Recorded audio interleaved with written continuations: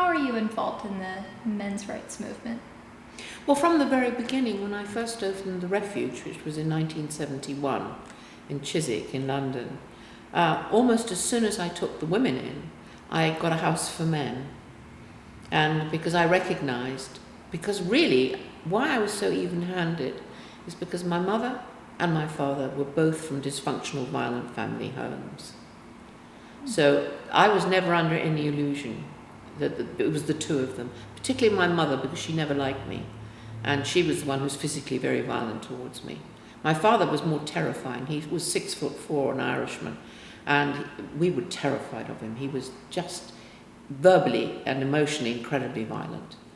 And he was one of a family of 17, an Irish Catholic family, and he managed to pull himself out of Hounslow, where he lived in England, and ended up in the Foreign Office in China, which is where I was born with my twin sister.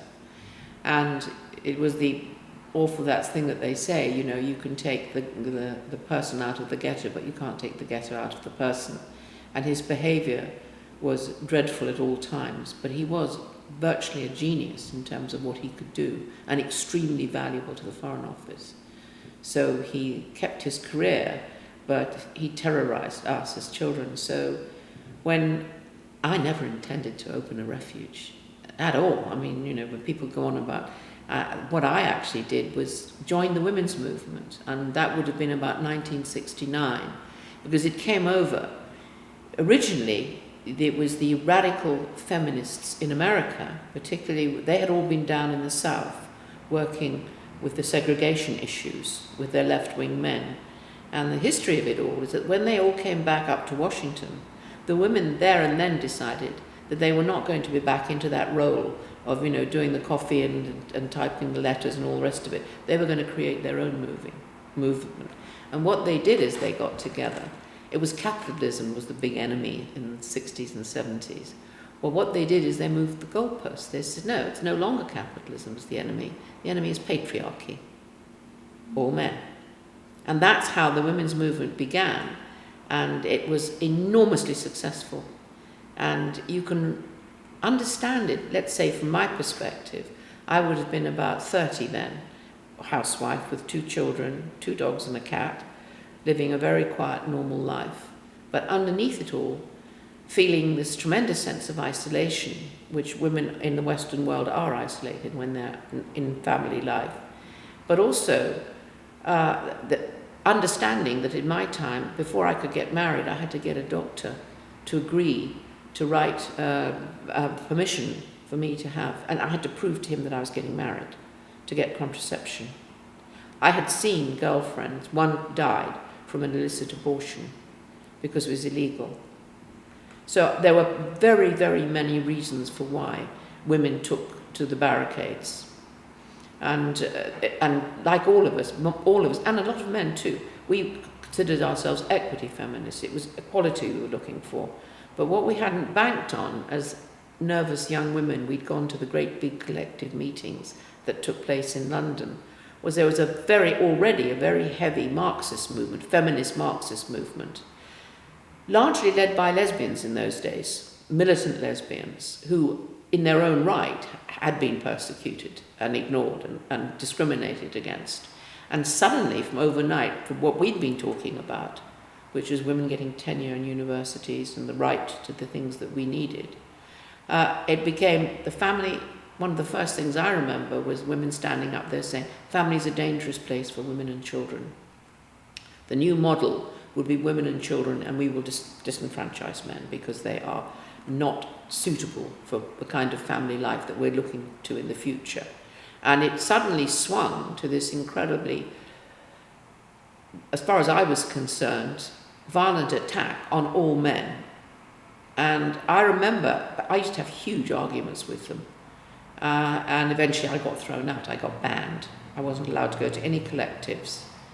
And our group, we were all told to meet in groups in our own houses, and you asked your friends. So I was the Gold Hawk Road group, which is the road that my house lived on. And there were about 8 of us who were friends, and we were to meet and we were to raise our consciousness. well, we drank an awful lot.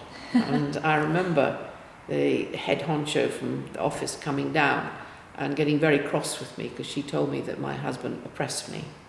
And I said, but I think I'm living in luxury. I said, because I have this lovely house, I'm happily married, I've got children, I have what I want to have because I'd never had a family really because it was violent. And I said, he pays the mortgage so I can stay home. And I always remember her remark. She said, this might be all right for now, but you are in a meat-lined trap. And I know it was very heavy. And so she stormed off. And after, when I actually did get thrown out and banned, I went off to do what I really believed in, which is that I wanted places for women to be able to meet while they were at home with young children, where we could actually use the talents that we had. I mean, I was a nobody, I was a shorthand typist, but I could at least type the letters. I remember one of the women that came to help, she was a plumber, which was very unusual in those days. And other women had other skills, and we opened a little community centre for mothers and children. And it had 2 rooms upstairs and 2 rooms downstairs and an outside lavatory. And women started to come in, mostly women who wouldn't go to social services because they were frightened of them. So, and we used the skills we had to help with whatever it is they needed. But it wasn't very long before Kathy, who was the first woman in the world to come in and take her jersey off and look at me and say, Wally did this, and she was blue from here to here. He'd used a chair leg. And that night I took her home. I couldn't leave her because we didn't have anybody living there. And from then on, it became really very frightening because it was almost like, you know when sometimes an idea has a thought's created matter, and there was this desperate need for this to happen because suddenly in this tiny little house, women were pouring in from everywhere. And one of the days that I will never forget is this knock on the door, and I went down, and it was a woman with a very black eye and 2 tiny children. And I just looked at her because we were packed out. And I said, where did you come from? And she'd come a long way from Southampton, which is on the coast in England. And I said, how did you hear about us? She said, my social worker told me. Because in those days, women were sent back. They were told that, they'd come and visit, and after all, what are you doing to upset him? Are you provoking him? And then the other problem was they'd say, okay, if he's that dangerous, we'll take your children away and take care of them. You have to find your own accommodation, which means that she'd never get them back. And the other problem also, unless she had a family to go to who would protect her, there was no money, because as soon as she tried to go to get some kind of security money from Social Security, they'd say to her, but your husband, in those days mostly, your husband wants you back, so therefore you're not entitled to anything. So it was a real catch-22, and the police couldn't touch it because it was domestic. It was family. What happened behind the front door happened behind the front door, and it was nobody else's business. In England we said a man's home is his castle. But I had come from a background where I knew what went on behind the front door, and I was determined that we had to do something about this. And as the women came in, the volunteers that I had left, understandably, because it was frightening. Some of the women were as violent as the men they left, and violent to their children, because they too, like me, had come from violent backgrounds. You had 2 sorts of women. You had women who were innocent victims of their partner's violence by accident, and both sexes can do that. You get involved with somebody, often, certainly for women, it's because we think we can help them. And then too late they find out that they're trapped and enmeshed in an extremely violent situation, and people think it's easy to get out. It's not. And then they needed help, they needed refuge, they needed legal help and protection.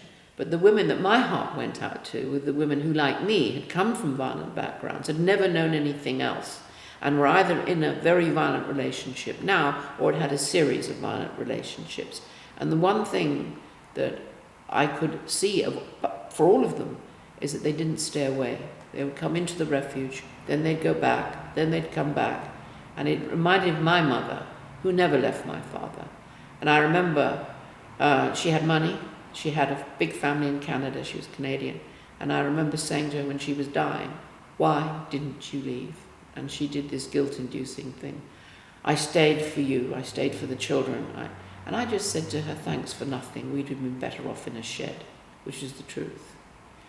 So as they came in at night, you'd have them all, the children would sleep on mattresses on the floor we got from the Salvation Army, and the mothers would actually line up against the walls with their heads on their knees, and that's how they'd sleep. And we used to get food from the local butcher, gave us bits at the end of the day, and Marks and Spencer's gave us leftover food, and the fish shop gave us leftover fish, and that's how we survived, because we had no money. And the problems began from the very beginning, because we were overcrowded, and they took up warrants for my arrest that went on for years. We went from Acton Magistrates Court to the High Court to the House of Lords. It's a long history. And what was so shocking is that all this time, the government knew what was going on. They knew that these were women who were in terrible situations, and they would not lift a hand to help. And that, to me, was the most shocking part of it all. And then, where it bifurcated, disastrously as far as I'm concerned, was that in 1974 we opened we had a church hall where we had our playgroup, and other refugees were coming together. And we thought, the mothers and I thought, that if we could get everybody together, we could federate and share all our experiences, which was very naive of us, actually, because what happened is we walked into our own church hall, and in came all these women, already organised. None of us had ever been to a conference before. I mean, I'd been to these big meetings in London. We didn't even know what a conference was, actually. And somebody bought a microphone, and all of a sudden, all these groups all seemed to know each other. And they were the big feminist groups coming in.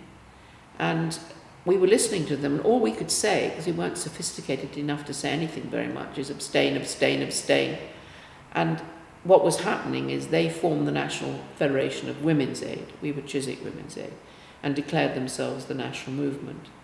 And it was such a shock for all of us, because for a start, men were such an important part of our work, because very quickly the women and I, we talked about it a lot, saying, yes, if we ever get any money, the first thing we do is to try and get a man to come and work with the children, because many of the children hadn't known good gentlemen, because the families had been violent.